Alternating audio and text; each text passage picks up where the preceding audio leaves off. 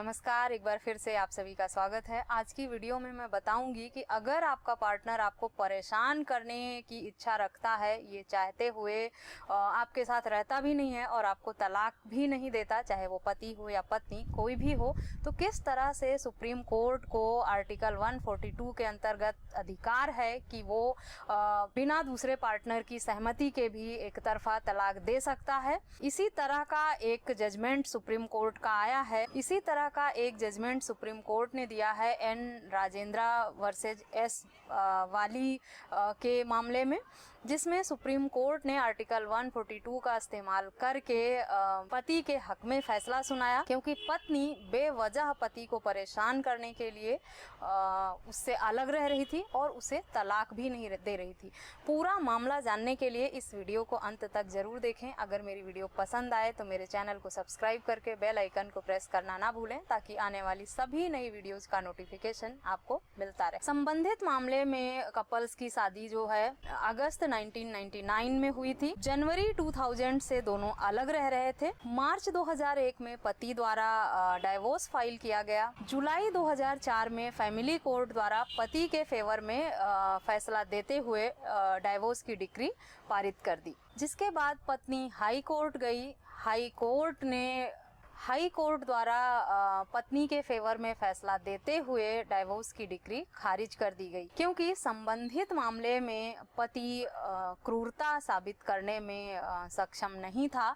पति किसी भी आधार पर यह साबित नहीं कर पाया था कि उसकी पत्नी ने उसके साथ क्रूरता किया है, किस तरह से क्रूरता किया है। डिक्री खारिज, हाई कोर्ट द्वारा डिक्री खारिज होने के बाद पति सुप्रीम कोर्ट गया। सुप्रीम कोर्ट ने इस बात को मानते हुए सुप्रीम कोर्ट द्वारा फैसला दोहराते हुए पति के फेवर में ही फैसला दिया गया। ये कहा गया, बेशक हाई कोर्ट का ये मानना बिल्कुल सही है कि पति असमर्थ है क्रूरता साबित करने में, लेकिन पत्नी का बिना वजह पति से इस तरह से दूर रहना इतने सालों से और उसे तलाक ना देना, बिना किसी आधार के उसे परेशान करना, प्रताड़ित करना, जबकि पति निर्दोष है, उसकी कोई गलती नहीं है, उसी को टॉर्चर किया है, ना उसने पत्नी पर किसी तरह की क्रूरता की है, ना किसी दहेज की मांग की है, ना उसकी कोई गलती है।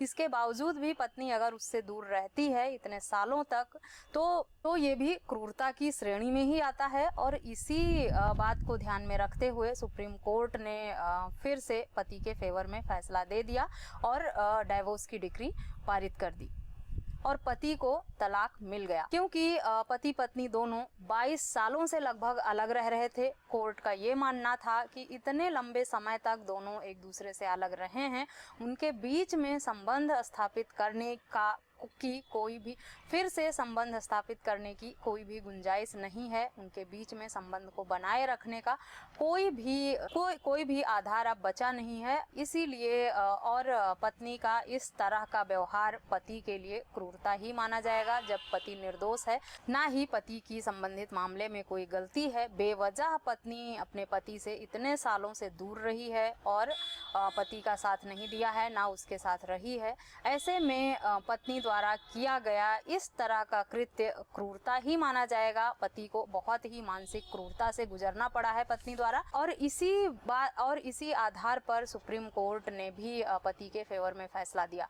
तो आप सब लोगों में से अक्सर लोगों का ये पूछना रहता है, मुझसे सवाल करते हैं बहुत सारे पति भी और पत्नियां भी, कि उनका पार्टनर जो है वो उन्हें तलाक भी नहीं दे रहा, उनके साथ भी नहीं रह रहा, और उनके जो दूसरे पार्टनर हैं उनकी कोई गलती नहीं है। कहीं पत्नी नाराज होकर चली जाती है, तो कहीं पति किसी बात को लेकर गुस्से में आकर ऐसा फैसला ले लेता है और दोबारा वो अपने पार्टनर के साथ रहना नहीं चाहता। काफी सालों से दोनों अलग रह रहे हैं, उनके बीच में सुलह समझौते की कोई गुंजाइश नहीं है। इसके बाद भी वो दोनों तलाक नहीं देते एक दूसरे को, सिर्फ परेशान करने के लिए कि अगर तलाक दे दिया तो ये दूसरी शादी कर लेंगे, अपने जीवन में आगे बढ़ेंगे और खुशी खुशी अपना बाकी जीवन बिताएंगे। और दूसरा पार्टनर नहीं चाहता कि उनकी ज़िंदगी बर्बाद कर दी है या उनसे शादी करने के बाद अब वो खुशी खुशी रहें, ये उनसे देखा नहीं जाता, या जो भी बदला लेने की भावना है या किसी गलतफहमी की वजह से लोग अपने पार्टनर से इस तरह की भावना रखते हैं और उन्हें परेशान करने के लिए सिर्फ ना उनके साथ रहते हैं और ना उन्हें तलाक देते हैं। तो अगर आप में से किसी का भी पार्टनर इस तरह से आपको प्रताड़ित करता है, परेशान करता है, तो इस जजमेंट का फ़ायदा उठाकर आप अपना बचाव कर सकते हैं। जजमेंट का नाम मैंने वीडियो में बता दिया है, डिस्क्रिप्शन में मैं इसकी डिटेल दे दूंगी।